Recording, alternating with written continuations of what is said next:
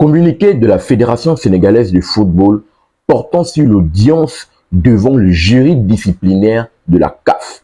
Ce communiqué est paru ce mardi à 23h25 par la Fédération sénégalaise de football. Je vous lis rapidement le communiqué et on va en discuter juste après.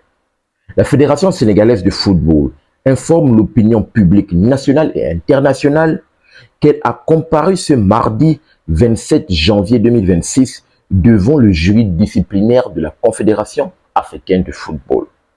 Cette procédure fait suite au rapport des officiels de match ainsi qu'aux réserves formulées par la Fédération royale marocaine de football au terme de la finale de la CAN Maroc 2025. Dans ce cadre, la Fédération sénégalaise de football, représentée par son secrétaire général, a bénéficié de l'assistance juridique du maître Seydou Ndiaye. Le sélectionneur Pabouna Thion, ainsi que les joueurs Ismaïla Sarr et Iliman Ndiaye ont été durement auditionnés et ont présenté leurs moyens de défense. L'instance disciplinaire a mis l'affaire en délibéré et notifiera sa décision dans un délai de 48 heures, délai fixé par le président du jury. Donc, rapidement, voici le communiqué que la Fédération sénégalaise de football a paru dans la nuit de ce mardi, bien sûr. Donc, je vous fais la vidéo juste dans la nuit de le mercredi matin, parce que, pour ma part, j'attendais ce communiqué, parce qu'on savait que ce mardi était un mardi décisif, parce que la commission de discipline de la CAF allait se prononcer par rapport aux potentielles sanctions qui visaient la fédération, qui visait d'ailleurs le Sénégal en particulier, le Sénégal en général, et Pabouna Thion en particulier. Et d'après ce qu'on peut voir dans ce communiqué, ce n'est pas tous les joueurs qui sont visés. On a ciblé ici 2 joueurs. Selon bien sûr les officiels de match, on a fixé 2 joueurs. On a fixé des joueurs comme Ismaïla Sarr et Iliman Ndiaye. Et d'après ce que je peux lire, jusqu'à présent, on ne connaît pas encore les charges qui pèsent sur ces 2 joueurs. Par contre, les charges qui pèsent sur l'entraîneur Pabouna Thion, on connaît bien évidemment les charges. C'est lui qui a incité les joueurs à rentrer dans les vestiaires. Maintenant, quel rôle Iliman Ndiaye et Ismaïla Sarr ont joué? On sait que ces 2 joueurs étaient présents devant la commission de discipline. Ils ont été auditionnés. Ils se sont défendus avec des arguments. 48 heures après, le président du jury a dit qu'il va se prononcer par rapport aux potentielles sanctions. Et ce qui est sûr, et ce que je peux vous rassurer aujourd'hui, il n'y aura aucune sanction qui visera au retrait de la Coupe d'Afrique des Nations au Sénégal. Le Sénégal maintient sa 2e étoile à la CAN. Donc, bien évidemment, le Sénégal la Coupe ne va pas repartir du côté du Maroc. Les sanctions seront individuelles. Les sanctions vont viser, bien sûr, Pabouna Thion. On savait que lui devait prendre cher.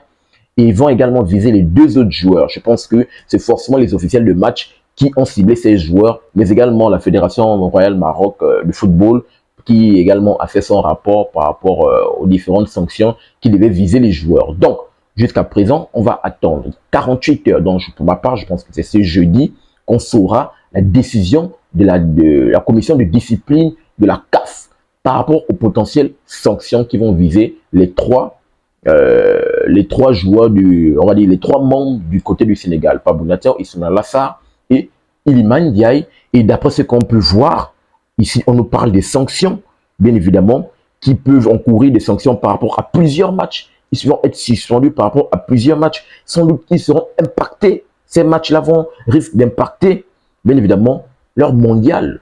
Donc, peut-être Pabouna Thion ne sera pas présent pendant le mondial, du moins certains matchs. On va voir le nombre de matchs qui vont courir.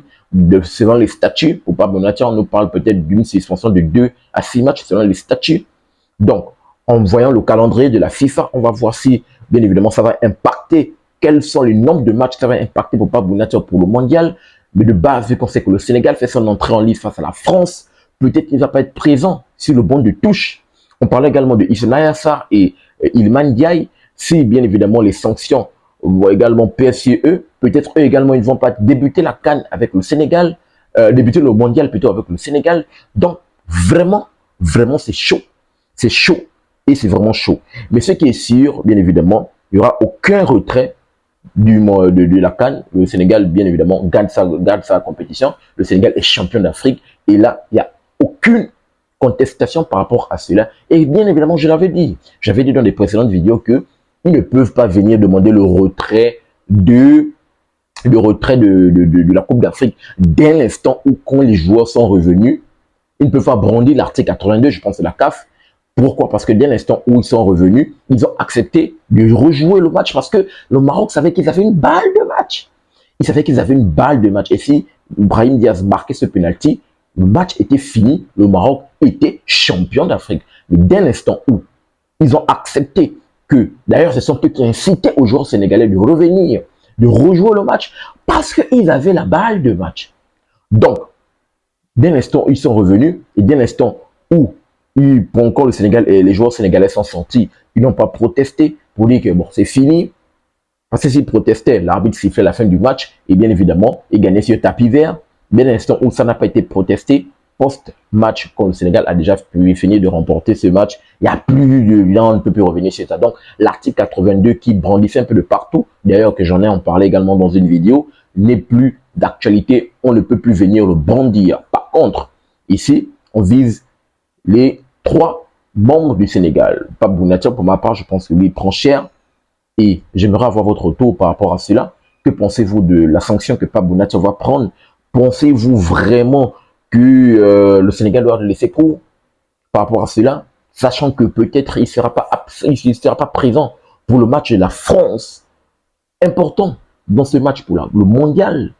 Pensez-vous que, bien évidemment, la fédération sénégalaise, avec son avocat qui a été représenté, l'avocat qui a représenté M. Ndiaye, pensez-vous qu'ils doivent laisser court ou ils doivent protester par rapport, bien évidemment, à la sanction que va encourir Pape Bounatier?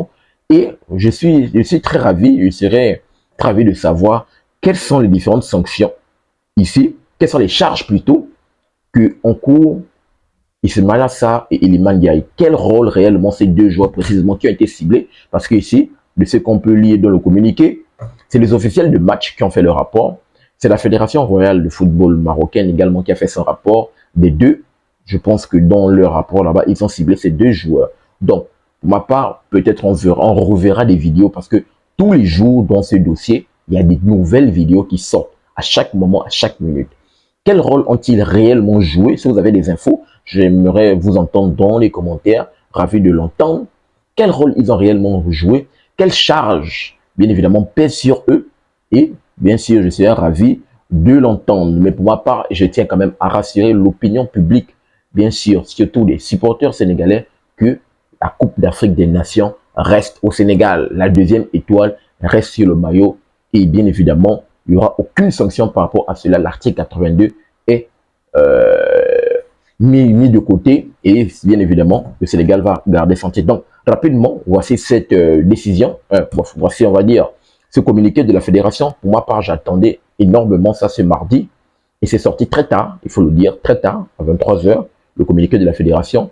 Forcément, j'attendais ce mardi parce qu'on savait que c'était ce mardi, un mardi décisif parce que la CAF, ou du moins la commission de discipline, allait se prononcer par rapport à cela pour savoir bien sûr quelles sont les sanctions. Mais il va falloir patienter. Il va falloir patienter 48 heures. Le membre du jury, le président du jury a dit de patienter 48 heures parce que là, il fallait d'abord auditionner, bien évidemment, les concernés. Il fallait qu'ils se défendent. Ils se sont défendus et on verra bien évidemment la suite. Je reviendrai bien sûr 48 heures après dans une prochaine vidéo pour venir donner les sanctions qui ont été prononcées par la commission de discipline pour savoir si elles sont bonnes, si elles ne sont pas bonnes, si bien sûr la fédération sénégalaise doit sans doute renchérir. On va en parler dans une prochaine vidéo par rapport aux sanctions de la commission de discipline de la CAF pour savoir bien évidemment ce qu'il en est. Qu'est-ce que cela vous inspire? J'aimerais vous entendre dans les commentaires par rapport à cela. Sinon, n'oubliez pas de t'abonner, de liker, mais surtout, activez la cloche de notification pour ne manquer aucune de mes sorties. Peace. Très bientôt les gars.